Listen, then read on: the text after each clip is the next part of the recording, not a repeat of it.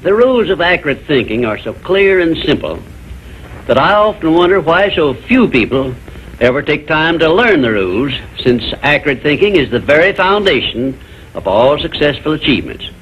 In this visit, I shall give you a working description of the rules of accurate thinking, which all successful people follow. First of all, accurate thinking is based on two simple fundamentals. They are called inductive reasoning and deductive reasoning. Inductive reasoning is used when the necessary facts on which to base your thinking are not available. In this case, you act on hypotheses, or what you assume the facts to be. Deductive reasoning is used when you have the facts, or what appear to be the facts, on which to base your thinking. The next step in accurate thinking is to separate facts from fiction, or hearsay evidence, and determine whether you are dealing with hypotheses or real facts. When you are sure you have dependable facts on which to base your thinking, you take the second step by separating these facts into two classes. One is important facts, and the other is unimportant facts. When you do this, you may be surprised at the overwhelmingly greater number of unimportant facts you deal with daily than there are important facts. At this point, you are almost sure to want to ask the question, what is an important fact, and how can I distinguish it from an unimportant fact? And I shall give you the answer to this very important question by saying that an important fact is any fact which will aid you to any extent whatsoever in attaining the object of your major purpose in life. And all other facts, as far as you are concerned, are unimportant, and you should waste no time with them. After this visit is over, you can employ the next hour to a great benefit to yourself if you will set down on paper a list of all the facts you dealt with yesterday, separating them into two classes, important and unimportant. As a matter of fact, you will make a profound discovery regarding accurate thinking if you follow the habit of daily taking inventory of all the facts that claimed your attention during the day, putting them down on paper in two separate columns, one labeled important facts and the other labeled unimportant facts. Now let us turn our attention to the subject of opinions and see to what extent loose, unsound opinions are mistaken for accurate thinking. To start with, let us recognize the truth that most opinions are without value because they are based on bias, prejudice, intolerance, guesswork, hearsay evidence, and out-and-out ignorance. These are harsh words I'm using, and they represent the source of most of the tragedies of life which people meet with unnecessarily. And I would say that of all the tragedies which cause misery and failure, none is more merciless or destructive than those which grow out of the indifference of people who make no attempt to learn how to think accurately. I shall never forget an experience I had with President Woodrow Wilson while I was working for him during World War I.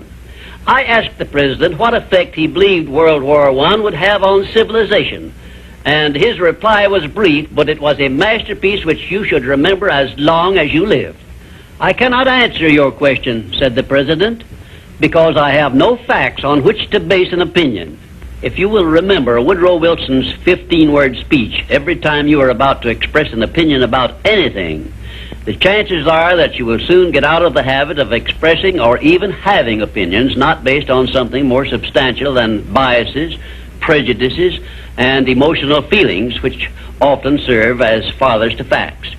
You will learn, if you observe carefully, that the more successful a person is, the less he is inclined to express wild, unjustified opinions about anything. Also, you must have observed already that the drifters who are suffering with frustrations because they recognize they are failures usually have an assortment of opinions on about everything you can imagine.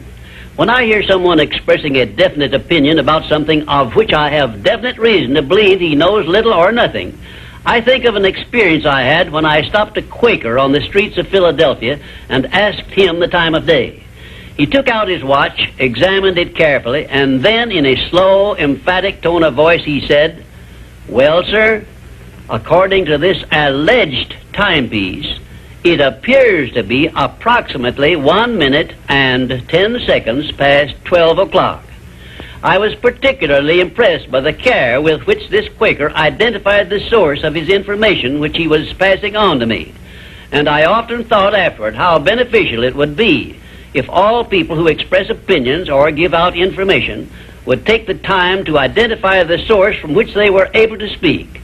I cannot influence all people to engage in this sort of safe thinking, but I can suggest that you give it consideration in connection with this visit on the subject of accurate thinking. Now, I shall give you a simple rule which may help you avoid being misled by unsound opinions expressed by other people. When you hear someone make a statement which your reason cannot accept as being sound, or which you question or should, for safety's sake, question for any reason whatsoever, ask a simple forward question.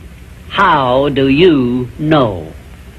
Then stand firm on that question and either force the speaker to identify the source from which he got the information he is endeavoring to pass on as facts, or reject the statement entirely as if it had not been made. And do this no matter who is speaking or what may be his reputation for truth and veracity. Remember, you are given as your richest birthright the privilege of controlling your own thoughts. Therefore, treat this divine gift with the profound respect to which it is entitled, and do not allow anyone to do your thinking for you, or to influence your thinking in any manner whatsoever, except by the rules of accurate thinking I am passing on to you. Follow this procedure regardless of what people think or say about your method of thinking. If they wish to call you a cynic or a doubting Thomas, let that be their misfortune. But for your own good, go right on thinking by rules which will save you from many mistakes and tragedies throughout your life.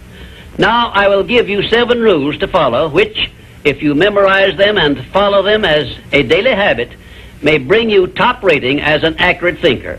1. Never accept the opinions of other people as being facts until you have learned the source of those opinions and satisfied yourself of their accuracy. 2. Remember that free advice, no matter from whom it is received, will bear the closest of examination before it is acted upon as safe. And generally speaking, this sort of advice is worth exactly what it costs. 3. Alert yourself immediately when you hear anyone speaking of others in a discourteous or slanderous spirit, because this very fact should put you on notice that what you are hearing is biased, to say the very least about it, and it may be out-and-out misstatement. 4. In asking others for information, do not disclose to them what you wish the information to be, because most people have the bad habit of trying to please under such circumstances. Well-measured, tactful questions can be of great benefit to you in thinking accurately. 5. Remember that anything which exists anywhere throughout the universe is capable of proof, and where no such proof is available, it is safer to assume nothing exists. 6. One of the great unexplainable miracles consists in the fact that both truth and falsehood, no matter by what means they may be expressed, carry with them a silent, invisible means of identifying themselves as such. Therefore, remember this truth and begin developing the necessary intuitive faculty to enable you to sense what is false and what is true. 7. Follow the habit of asking, how do you know, when anyone makes a statement you cannot identify as true. Follow this habit faithfully, and you will see many persons squirm and turn red in the face when you insist upon a direct reply. The most accurate thinkers are the scientists. They investigate with open minds and never allow their wishes to become the fathers of facts, but deal with each fact as it is, not as they would like it to be.